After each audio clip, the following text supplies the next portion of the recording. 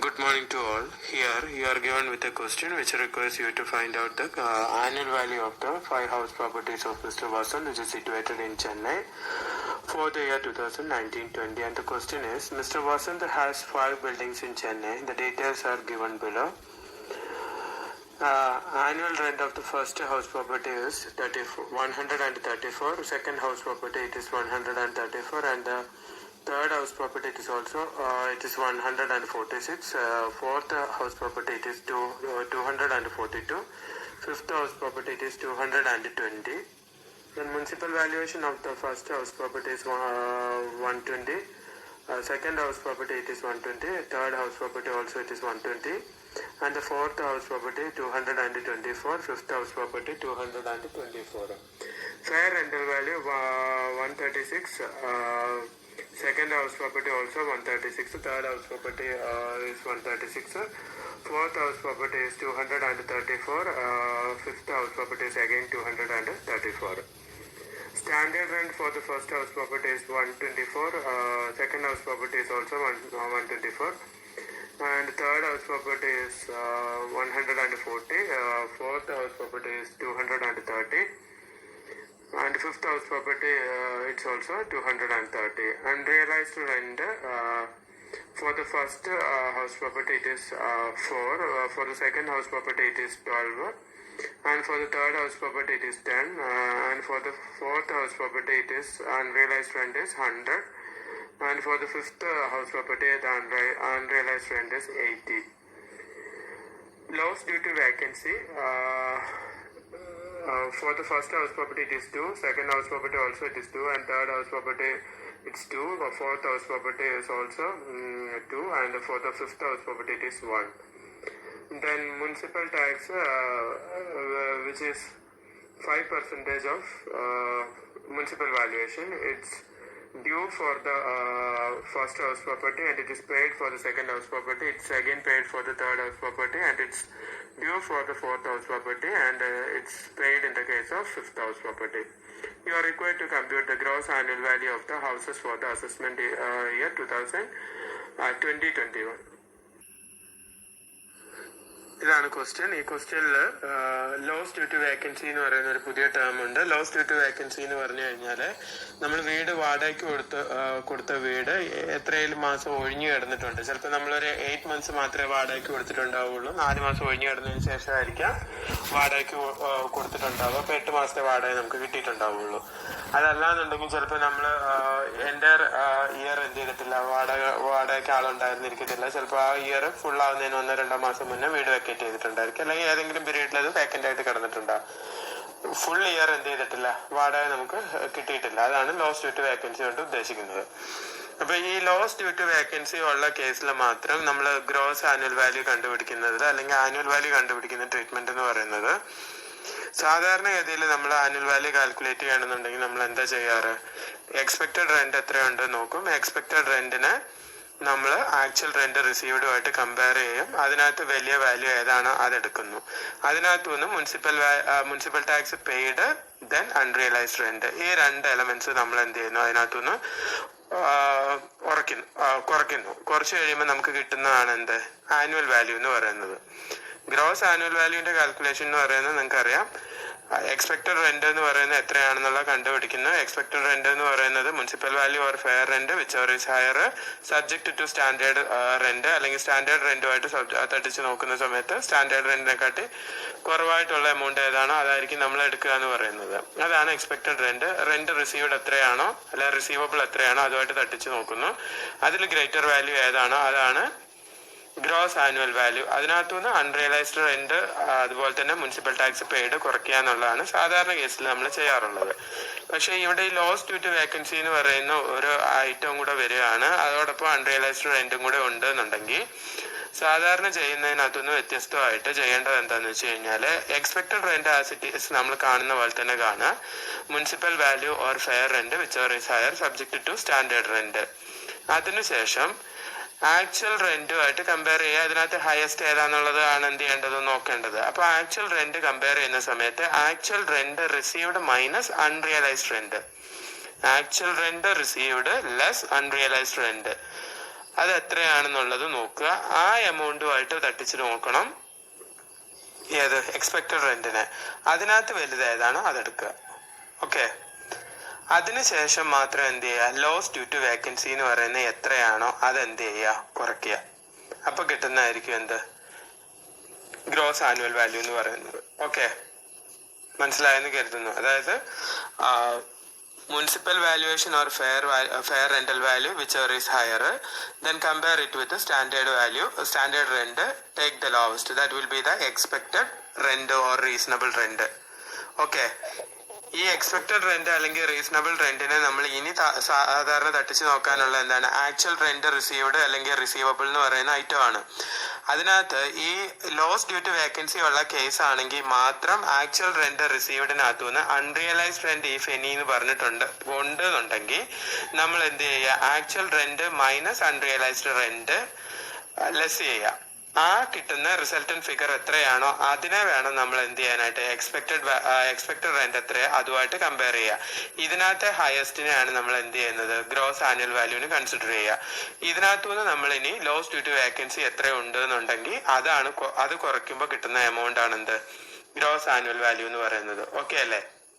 സാധാരണ ഈ loss due to vacancy എന്ന് പറയുന്ന ഒരു ഐറ്റം ഇല്ല എന്നുണ്ടെങ്കിൽ നമ്മൾ ഗ്രോസ് ആനുവൽ വാല്യൂ എത്രയാണെന്ന് കണ്ടുപിടിച്ചിട്ട് അതിനകത്തു നിന്നാണ് നമ്മൾ എന്ത് ചെയ്യുന്നത്, മുനിസിപ്പൽ ടാക്സ് പെയ്ഡ് അതുപോലെ തന്നെ അൺറിയലൈസ്ഡ് റെന്റും ലെസ് ചെയ്യുന്നത്.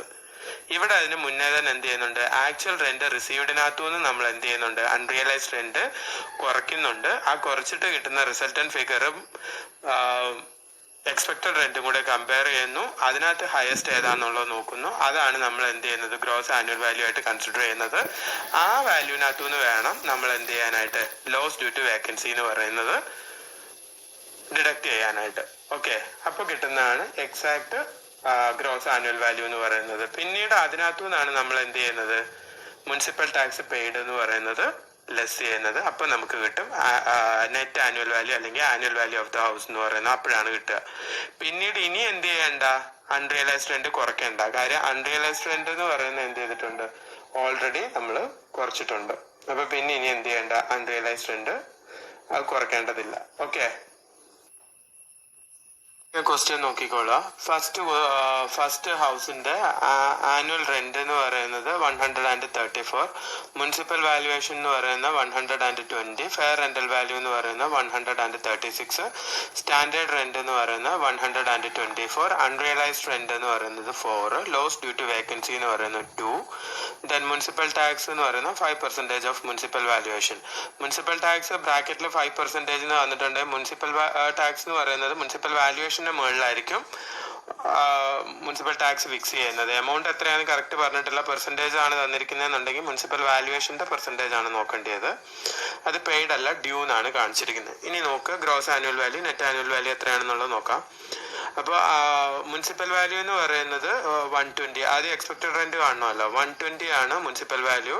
ഫെയർ റെന്റൽ വാല്യൂ എന്ന് പറയുന്നത് 136, ഗ്രേറ്റർ വാല്യൂ എന്ന് പറയുന്നത് 136. ദെൻ സ്റ്റാൻഡേർഡ് റെന്റുമായിട്ട് കമ്പയർ ചെയ്യുമ്പോൾ 124 ആണ് മാക്സിമം സീലിംഗ് എന്ന് പറയുന്നത്. അപ്പോൾ എക്സ്പെക്റ്റഡ് റെന്റ് എന്ന് പറയുന്നത് 124. ഇനിയുള്ളത് ഏതാണ്, ആക്ച്വൽ റെന്റുമായിട്ടാണ് കമ്പയർ ചെയ്യേണ്ടത്. ഞാൻ പറഞ്ഞു ഇവിടെ ലോസ് ഡ്യൂ ടു വേക്കൻസി ഉള്ള കേസാണ്, അതുകൊണ്ട് തന്നെ ആക്ച്വൽ റെന്റിനകത്ത് നിന്ന് അൺറിയലൈസ്ഡ് റെന്റ് മൈനസ് ചെയ്തിട്ട് ആ വാല്യൂ ആയിട്ട് കിട്ടുന്ന റിസൾട്ടന്റ് ഫിഗറിനെ വേണം നമ്മൾ എക്സ്പെക്റ്റഡ് റെന്റുമായിട്ട് കമ്പയർ ചെയ്യാൻ. അതിൽ ഹയസ്റ്റ് ഏതാണോ അത് വേണം എടുക്കാൻ എന്നാണ് പറഞ്ഞത്. അപ്പോൾ ഇവിടെ 124 കമ്പയർ ചെയ്യേണ്ടത് 134 മൈനസ് 4, അപ്പോൾ 130, 124 130, അപ്പോൾ 130 ആണ് എന്ത് അതിലെ ഹയസ്റ്റ് എന്ന് പറയുന്നത്. അപ്പോൾ ഗ്രോസ് വാല്യൂവിന് കൺസിഡർ ചെയ്യേണ്ടത് 130, then 130 minus loss due to vacancy 2, അപ്പോൾ 128 അല്ലെങ്കിൽ 128. അതാണ് എന്ത് ഗ്രോസ് ആനുവൽ വാല്യൂ എന്ന് പറയുന്നത്. ഇനി എന്താ ചെയ്യേണ്ടതെന്ന് വെച്ച് കഴിഞ്ഞാൽ ഇതാണ് ഗ്രോസ് ആനുവൽ വാല്യൂ. ഇതിനകത്തു നിന്ന് ഇനി മുനിസിപ്പൽ ടാക്സ് എത്രയാണ് അത് വേണം ലെസ് ചെയ്യാൻ. ഇവിടെ മുനിസിപ്പൽ ടാക്സ് ഡ്യൂ എന്നാണ് ക്വസ്റ്റ്യനിൽ പറഞ്ഞിരിക്കുന്നത്. ഡ്യൂ എന്ന് പറയുന്നത് കുറയ്ക്കാനായിട്ട് പറ്റത്തില്ല. മുനിസിപ്പൽ ടാക്സ് ഒരു എക്സംഷൻ ആയിട്ട് ക്ലെയിം ചെയ്യണം എന്നുണ്ടെങ്കിൽ നമുക്ക് പേയ്മെന്റ് നടത്തിയാൽ മാത്രമേ എന്ത് ചെയ്യാൻ പറ്റുള്ളൂ. അത് മുൻവർഷത്തെ ആണ്, അഡ്വാൻസ് ആയിട്ടാണ് പേ ചെയ്തതെങ്കിലും പാസ്റ്റ് ഇയറിലെ അരിയർ ആണ് പേ ചെയ്തതെങ്കിലും നമുക്ക് ക്ലെയിം ചെയ്യാൻ പറ്റും. വൺസ് ഏത് ഇയറിലാണ് നമ്മൾ ഏത് അസസ്മെന്റ് ഇയറിലാണ് നമ്മൾ പേ ചെയ്യുന്നത് ആ വർഷമേ നമുക്ക് ക്ലെയിം ചെയ്യാൻ പറ്റുള്ളൂ. അപ്പൊ ഇപ്പൊ ഇതെന്ത് ചെയ്യാൻ പറ്റത്തില്ല, ക്ലെയിം ചെയ്യാൻ പറ്റത്തില്ല. ഇനി എന്തെങ്കിലും ക്ലെയിം പേ ചെയ്യാണ് അപ്പൊ ക്ലെയിം ചെയ്യാം. ഇവിടെ ഇപ്പൊ അതില്ല. അതുകൊണ്ട് തന്നെ 128 എന്ന് പറയുന്നതായിരിക്കും എന്ത് ആനുവൽ വാല്യൂ എന്ന് പറയുന്നത്. ഓക്കെ അല്ലേ? ഇനി രണ്ടാമത്തെ ഹൗസിന്റെ നോക്കുക. മുനിസിപ്പൽ വാല്യുവേഷൻ എന്ന് പറയുന്നത് 120, ഫെയർ റെന്റൽ വാല്യൂ എന്ന് പറയുന്നത് 136, then subject to standard rent എന്ന് പറയുമ്പോൾ 124 ഹയസ്റ്റ് വരുന്നത്. ആനുവൽ റെന്റ് എന്ന് പറയുന്നത് 134, 12 അതിനകത്ത് അൺറിയലൈസ്ഡ് റെന്റ് എന്ന് പറയുന്നത്. അപ്പൊ 134 12 പോകുമ്പോൾ 122, 124 കൂട്ടുമ്പോൾ 124 എന്ത് വലുത് എന്ന് പറയുന്നത്. അപ്പൊ എന്ത് ചെയ്തു, 124 ഹയസ്റ്റ് ഓഫ് ദ, അതായത് സ്റ്റാൻഡേർഡ് എക്സ്പെക്ടഡ് റെന്റും actual rent minus unrealised rent എന്ന് പറയുന്നതും കൂടെ നോക്കുമ്പോൾ എക്സ്പെക്ടഡ് റെന്റ് തന്നെയാണ് ഇത് വലുത് എന്ന് പറയുന്നത്. അപ്പൊ എന്ത് ചെയ്തു, 124 എടുത്തു. ലോസ് ഡ്യൂ ടു വേക്കൻസി എന്ന് പറയുന്നത് എത്രയാണ്, 2, അത് ലെസ് ചെയ്തു. അപ്പോൾ 122 ഏത് ഗ്രോസ് ആനുവൽ വാല്യൂ എന്ന് പറയുന്നത്. പിന്നീട് എന്താണ്, 5% ആണ് മുനിസിപ്പൽ ടാക്സ് എന്ന് പറയുന്നത്. മുനിസിപ്പൽ ടാക്സ് 5% എത്രയാണ് നോക്കുക, മുനിസിപ്പൽ വാല്യുവേഷന്റെ അത് 6 ആണ്. ആ 6 എന്ത് ചെയ്യുക, 10% എന്ന് പറയുമ്പോൾ 12, 5% എന്ന് പറയുമ്പോൾ 6 എന്ത് ചെയ്യുക, ലെസ് ചെയ്യുക. അപ്പൊ 122 - 6 116. അതാണ് എന്ത് ആനുവൽ വാല്യൂ എന്ന് പറയുന്നത്. ഇനി മൂന്നാമത്തെ ഹൗസിന്റെ കേസ് എടുക്കുകയാണെങ്കിൽ മുനിസിപ്പൽ വാല്യൂ എന്ന് പറയുന്നത് 120, ഫെയർ റെന്റൽ വാല്യൂ എന്ന് പറയുന്നത് 136, then subject to standard rent എന്ന് പറയുന്നത് 140 അപ്പൊ 136 തന്നെയാണ് എടുക്കേണ്ടത്. ദെൻ ആക്ച്വൽ റെന്റ് എന്ന് പറയുന്നത് 146 146. പിന്നെ 10 എന്ത് അൺറിയലൈസ്ഡ് റെന്റ് എന്ന് പറയുന്നത്. അപ്പൊ 146 - 10 എന്ന് പറയുമ്പോൾ 136 തന്നെ. രണ്ടും 136 തന്നെയാണ്. അപ്പൊ രണ്ടിലേതും എടുക്കാം, 136 തന്നെ. Then loss due to vacancy എന്ന് പറയുന്നത് 2. അപ്പോൾ ഗ്രോസ് ആനുവൽ വാല്യൂ എന്ന് പറയുന്നത് 134, 136 - 2 134. ദെൻ മുനിസിപ്പൽ ടാക്സ് എന്ന് പറയുന്നത് 5% തന്നെ. എല്ലാ കേസിലും 5% എന്ന് പറയുമ്പോൾ 6, അതെന്ത് ചെയ്യുക, ലെസ് ചെയ്യുക. അതാണ് ആനുവൽ വാല്യൂ എന്ന് പറയുന്നത് 128. 134 - 6 128. ഇനി ഫോർത്ത് ഹൗസിന്റെ കേസ് നോക്കാം. Fourth house municipal value 224, fair rental value 234, standard rent 230. അപ്പൊ 230 ആണ് എക്സ്പെക്ടഡ് റെന്റ് എന്ന് പറയുന്നത്. ദെൻ ആക്ച്വൽ റെന്റ് എന്ന് പറയുന്നത് 242 മൈനസ് അൺറിയലൈസ്ഡ് റെന്റ് എന്ന് പറയുന്നത് 100. അപ്പോൾ 142 കമ്പയർ ചെയ്യുന്നത് 230 ആയിട്ട്. അപ്പോൾ 230 ആണല്ലോ വലുത്. 230 - 2 എന്ന് പറയുന്നതാണ് എന്ത് ലോസ് ഡ്യൂ ടു വേക്കൻസി. അപ്പൊ 228 എന്ന് പറയുന്നതാണ് gross annual value. Municipal tax അവിടെ ഡ്യൂ ആണ്, അതുകൊണ്ട് 228 എന്ന് പറയുന്നതാണ് എന്ത് ആനുവൽ വാല്യൂ എന്ന് പറയുന്നത്. ഓക്കെ, ഇതാണ് ഫോർത്ത് കേസ്. ഇനി ഫിഫ്ത്ത് കേസിൽ നോക്കുക. മുനിസിപ്പൽ വാല്യൂ എന്ന് പറയുന്നത് 224, ഫെയർ റെന്റൽ വാല്യൂ എന്ന് പറയുന്നത് 234. Then 234 compared with standard rent 230.